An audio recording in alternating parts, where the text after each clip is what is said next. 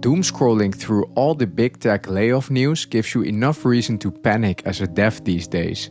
While the actual productivity gains are a continuous point of debate, one thing is clear: AI struck a lightning bolt into the job market.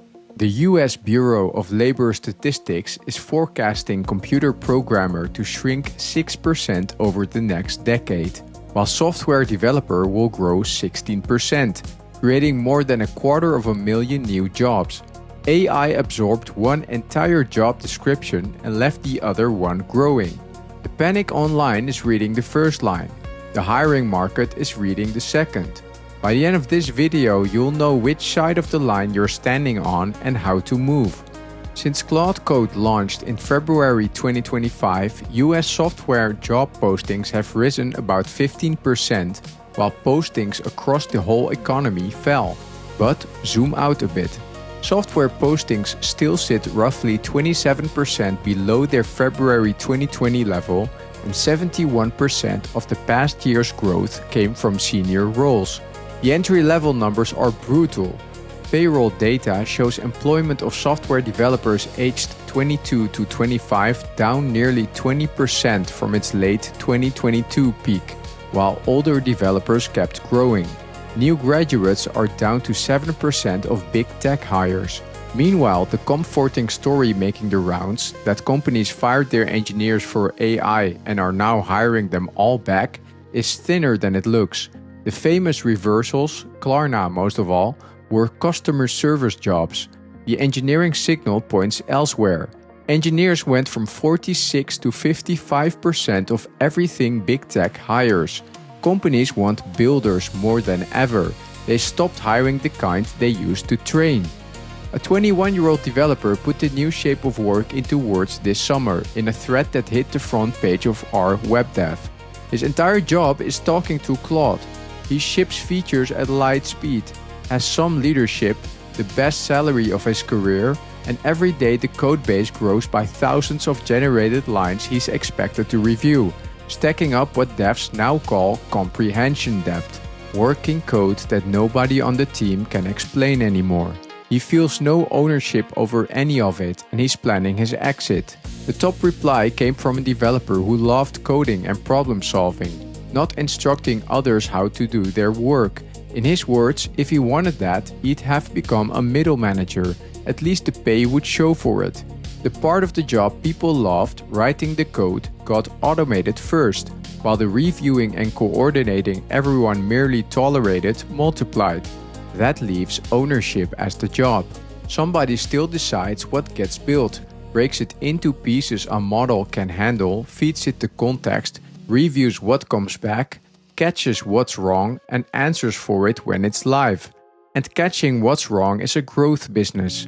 VeraCode tested over 100 models and found 45% of AI-generated code takes the insecure option when a task gives it the chance, a rate that has stayed flat across model generations while everything else improved. Git Clear, after analyzing 211 million changed lines, found 2024 was the first year on record where copy-pasted code outweighed refactored code. Codebases are growing by accretion, and somebody has to own the pile. Dora's research says it clearly. AI is an amplifier. Strong engineering teams get better with it, and weak ones get worse. 3 senior engineers had an enterprise tool coming up for renewal at over $500,000 a year. They prototyped the replacement in a week, built a production version in another, and spent about $10,000 doing it because they knew exactly what the tool needed to do and could verify everything the AI produced. Experience turned the model into a lever instead of liability, and hiring data is pricing that in. LinkedIn ranks AI engineer as the fastest growing job in the US right now, postings up 143% in a year. Forward deployed engineers, the people who ship AI systems inside customer environments, grew roughly 8-fold in a year, at $170,000 to $200,000. One commenter called that title Corpo for code janitor. Sure, the janitors billed $200,000. For anyone entering the field now, the old apprenticeship, 2 years of tickets and boilerplate while you absorb how software works, is now done better by AI. What gets you hired instead is proof. A deployed system with tests, monitoring, and a write-up of your trade-offs beat a portfolio of generated demos. Because generated demos are free now. Get unusually good at reading, testing, and debugging code you didn't write. The top frustration developers report with AI output is code that's almost right, and spotting the difference is a paying skill. Learn one complete path through a system, from request to authentication to data to deployment, rather than 5 frameworks at surface level. Pick teams where humans review your work, since feedback is the thing the market stopped handing out. And aim wider than big tech. Early stage startups are hiring a few percent below their 2019 level, while big tech sits 25% below. The rung isn't gone for good either, because another profession already ran this experiment. Accounting automated its bookkeeping decades ago, accepted that juniors would run at a loss for a few years, rebuilt the hiring pipelines on purpose, and grew. Tech is starting to do the same math. IBM is tripling its entry-level hiring after its HR chief warned that cutting the pipeline leaves no succession talent within 5 years, and Salesforce pulled in 1,000 grads and interns to build the AI everyone said would replace them. For seniors, the shift is favorable, with one catch.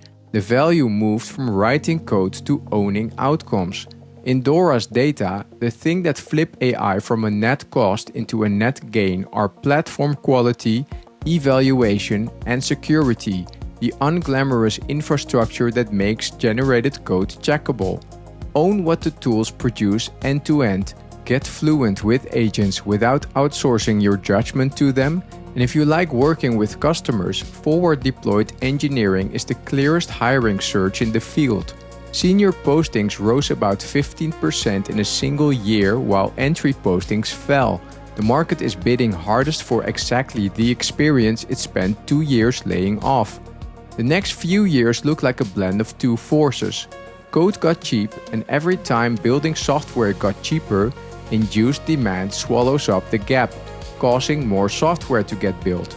At the same time, the market stays senior heavy until the junior pipeline economics get fixed. 4 signals will tell you which way it breaks. Entry-level postings turning positive for 2 straight quarters means the funnel is reopening. The senior share of posting growth falling well below 70% means the recovery is broadening. Software postings closing that 27% gap to 2020 means expansion instead of rebound. And delivery stability, because if AI-written systems keep failing in production, hiring for human oversight goes up, not down. The government's own forecast still adds 250,000 developers by 2034. The title it retires is Programmer. Own the system, verify the machine, and let it do the typing. That's where you need to be right now.